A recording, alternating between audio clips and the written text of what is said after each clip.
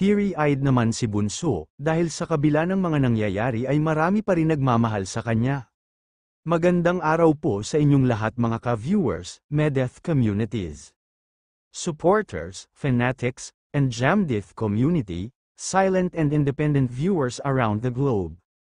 Paki-like and share naman ang videos natin guys, wala daw perpekto. Lahat naman daw tayo nagkakamali, kahit daw si Bunso may good and bad sides daw siya. Marami naman ang nangungumusta kay Bunso, okay naman daw siya guys, wag daw kayo mag-alala.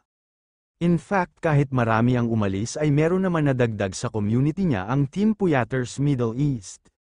Kaya nagpapasalamat naman si Bunso sa lahat ng pagmamahal ng supporters niya. Mahal daw nila ang kaartehan ni Bunso, sabay tawa at yan daw ang the best kahit yung kaartehan niya ay minahal ng supporters niya. Mas lalo daw nila mamahalin si Bunso, wala daw magbabago dun. Walang iwanan daw, kahit ano pa man daw si Bunso, basta minahal daw nila si Bunso kung ano man nakita nila sa kanya. Kahit anong pagsubok daw ay hindi pa titinag ang Jamdith. Ang mga kabataan daw ngayon may attitude na daw talaga. Na sinang-ayon na naman ni Bunso, totoo daw yon sa generation nila ngayon. Parang mulat na daw sa reality, ganun na daw talaga siguro daw nagbabago na ang lahat.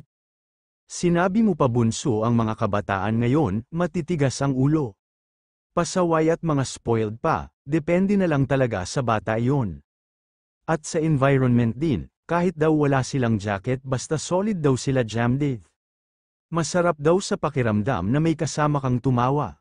Umiyak, sarap daw sa feeling na hindi ka nag-iisa sa mga pagsubok na kinakaharap daw niya. Maraming tao daw nagmamahal at nagdadasal sa ikabubuti at kapakanan daw niya. Hindi man daw niya lahat ma-replyan lahat ng messages nyo, sobrang grateful daw talaga siya. Nag-iyak ka na daw kagabi pero ang mahalaga daw sabi ni Bunso hindi daw tayo na stuck doon, dapat mag-move on. Kasi hindi naman lahat masaya lang, syempre may mga kalungkutan din. Hanggang dito po muli mga ka-viewers, maraming salamat po sa inyong lahat.